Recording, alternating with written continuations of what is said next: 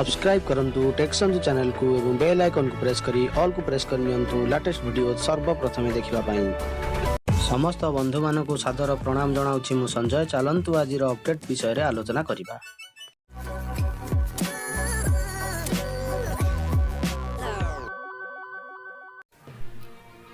Hi friends, मु संजय आपन को टेक्संजु चैनल को स्वागत जणाउछि। आजिर अपडेट रहिछि नंबर 77।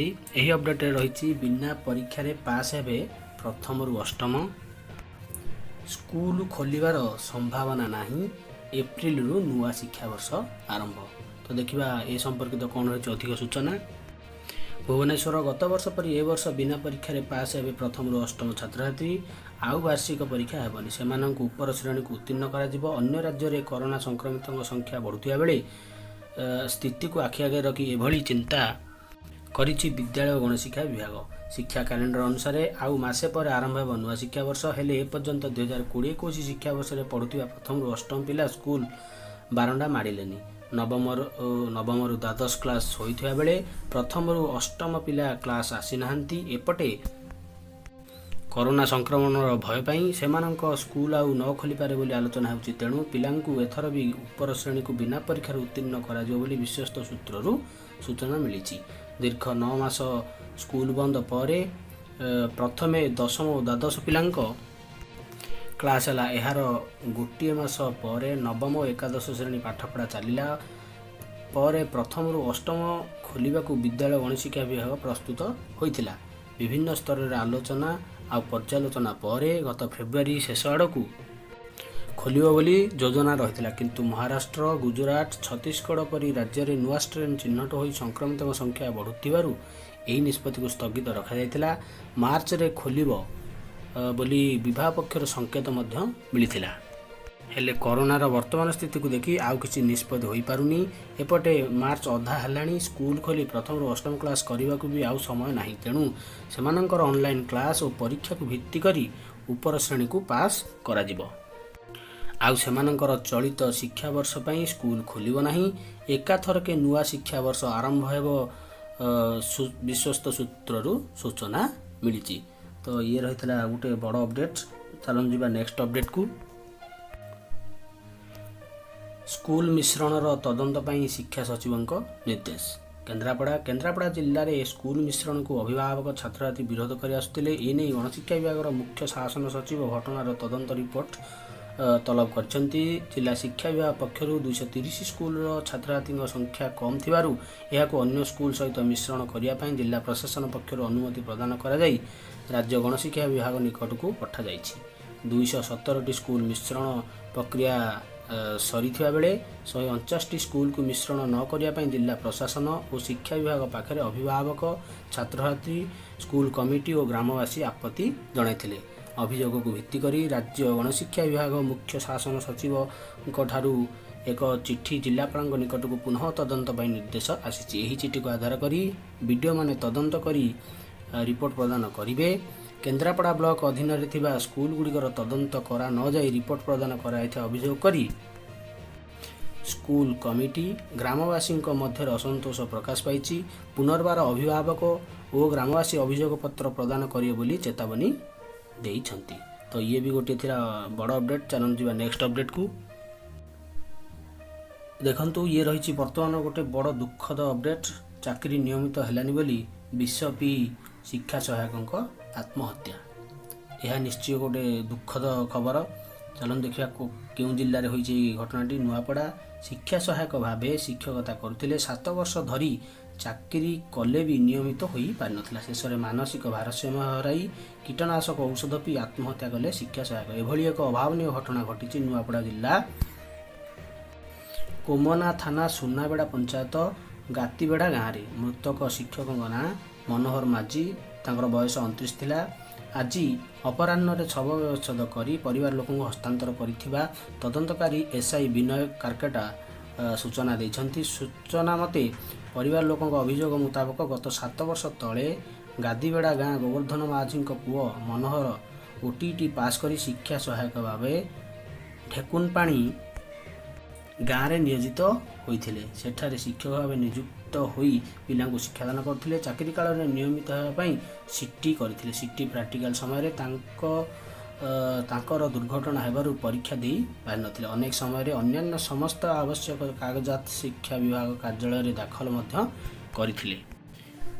ଡିଓ ଜିଲ୍ଲାପାଳଙ୍କୁ ନିୟମିତ ପାଇଁ ଆବେଦନ କରିଥିଲେ। ଏମିତିକି ନିୟମିତ ପାଇଁ ଭୁବନେଶ୍ୱର ଯାଇ ଶିକ୍ଷା ବିଭାଗ ସଚିବଙ୍କୁ ମଧ୍ୟ ଲିଖିତ ଜଣାଇ ଗୁହାରି କରିଥିଲେ। ସବୁଠି ନିୟମିତ ହୋଇପାରିବେ ନାହିଁ ବୋଲି ରୋକଠୋକ କହିଥିଲେ।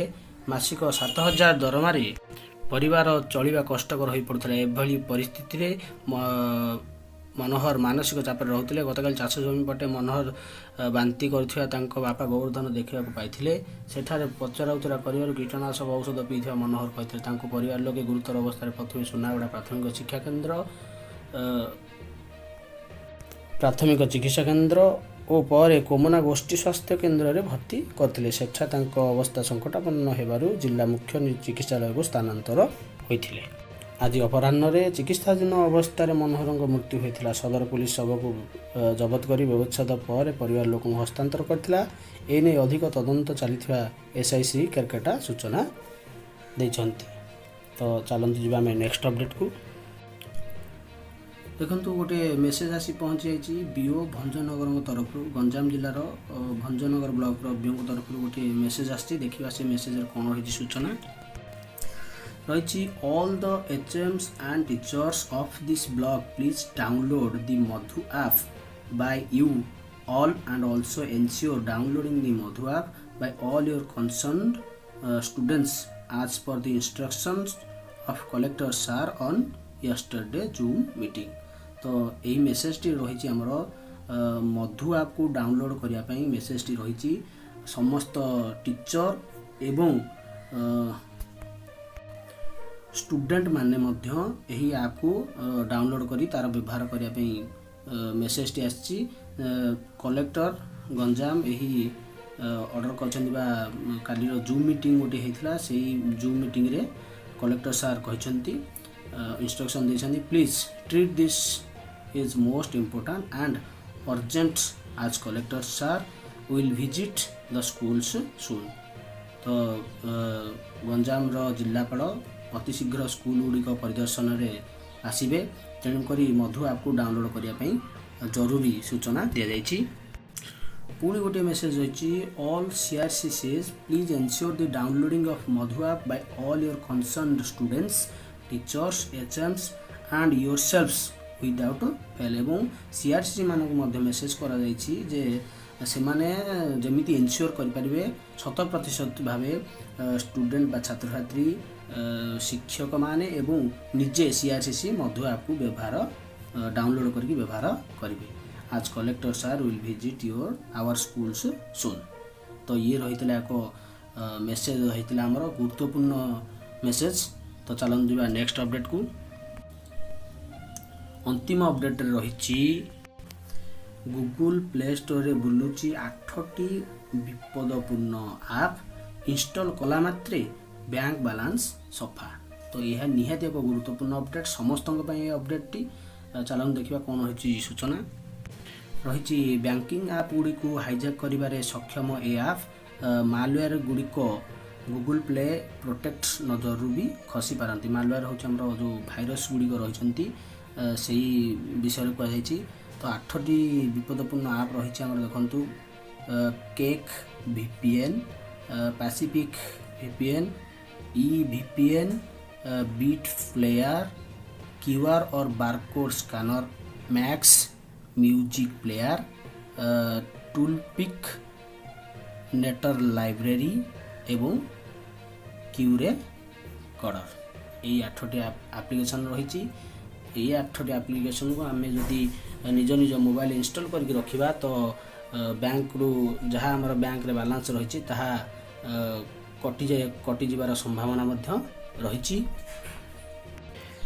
नुआदिल्ली आगक पछकू चिंता नक इयाड़ू सियाड़ू आप इंस्टॉल करवा जे केते भयंकर ताहा अनेक हृदयंगम करनथिबे। गवेषक माने इतिमध्ये एंड्रॉइड यूजर मानक पई एक बड़ चेतावनी देछन्ती। एमानक कहवा अनुसार गूगल प्ले स्टोर एभली 8टी भयंकर आप रही जेगुड़िक यूजर्स बैंक अकाउंट को खाली कर दे पारंती।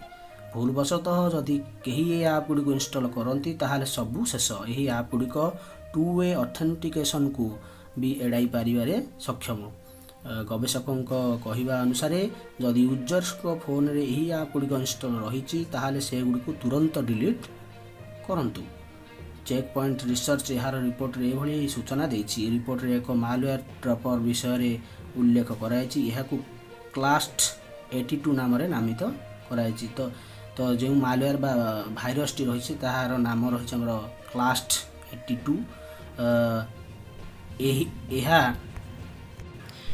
ଏହା 8ଟି ଆପ୍ ଜରିଆରେ ପ୍ରସାରିତ ହେଉଛି। ଡ୍ରପରକୁ ନେଇ ସବୁଠୁ ଭୟଙ୍କର ବିଷୟ ହେଉଛି ଏହା ମାଧ୍ୟମରେ ମୋବାଇଲ ଫୋନ୍ ଗୁଡ଼ିକରେ ମାଲୱେୟାର ବିସ୍ତାର କରିଯାଉଛି। ଲୋକଙ୍କୁ ଆର୍ଥିକ କ୍ଷତି ପହଞ୍ଚାଇବାରେ ଡ୍ରପର ପ୍ରମୁଖ ଭୂମିକା ଗ୍ରହଣ କରୁଛି। ଏପରିକି ଡ୍ରପର ଗୁଗଲ ପ୍ଲେ ପ୍ରୋଟେକ୍ଟ ଆଖିରୁ ମଧ୍ୟ ଖସିବାରେ ସକ୍ଷମ ହୋଇଥାଏ। ଏହି ଡ୍ରପର ୟୁଜର୍ସଙ୍କ ଫୋନ୍ରେ ଏଲିୟନ୍ ବୋଟ୍ ଇନଷ୍ଟଲ୍ କରିଥାଏ, ଯାହାକି ହ୍ୟାକର୍ସମାନଙ୍କୁ ଦୂରରୁ ରହି ବୈଧ ଫାଇନାନ୍ସିଆଲ ଆପ୍ରେ ମାଲିସିୟସ୍ କୋଡ୍ ପକାଇବାରେ ସାହାଯ୍ୟ କରିଥାଏ। କ୍ଲାଷ୍ଟ 82 ଫୋନ୍ରେ MRAT-କୁ ବି ଇନଷ୍ଟଲ୍ କରିଥାଏ। ଏହା ଏଭଳି ଏକ ପ୍ରୋଗ୍ରାମ ଯାହା ମୋବାଇଲ ଡିଭାଇସର ରିମୋଟ୍ ଆକ୍ସେସ୍ ତୃତୀୟ ପକ୍ଷକୁ ଦେଇଥାଏ।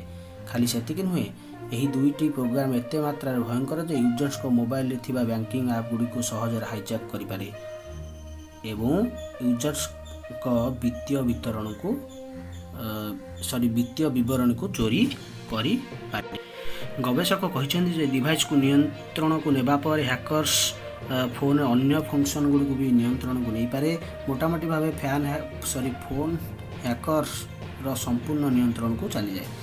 ହ୍ୟାକର କୌଣସି ନୂଆ ଆପ୍କୁ ୟୁଜର୍ସଙ୍କ ମୋବାଇଲ ଇନଷ୍ଟଲ୍ କରିପାରିବେ କିମ୍ବା ଟିମ୍ ଭ୍ୟୁଅର୍ ଜରିଆରେ ୟୁଜର୍ସଙ୍କ ଡିଭାଇସକୁ ନିୟନ୍ତ୍ରଣ କରିପାରେ। ଏହି ଆପ୍ ଗୁଡ଼ିକୁ ସୁରକ୍ଷିତ ରଖିବା ପାଇଁ ୟୁଜର୍ସ କେତେକ ଉପାୟ ଆପଣାଇ ପାରିବେ। ପ୍ରଥମେ ସେଟିଂକୁ ଯିବେ ଏବଂ ଆପ୍ଲିକେସନକୁ ଯାଇ ତଳକୁ ସ୍କ୍ରୋଲ୍ କରି ସନ୍ଦିଗ୍ଧ ଆପ୍ ଗୁଡ଼ିକୁ ଖୋଜିବେ। ଏହାପରେ ଆପ୍ ଉପରେ ଟ୍ୟାପ୍ କରି ଏଗୁଡ଼ିକୁ ଅନଇନଷ୍ଟଲ୍ କରିବେ। ଏହା ବ୍ୟତୀତ ବ୍ୟାଙ୍କିଂ ଆପ୍ ଏବଂ ବ୍ୟାଙ୍କ ଆକାଉଣ୍ଟ ସହ ଜଡ଼ିତ ପାସୱାର୍ଡ ବଦଳାଇବା ମଧ୍ୟ ବିକଳ୍ପ ହେବ।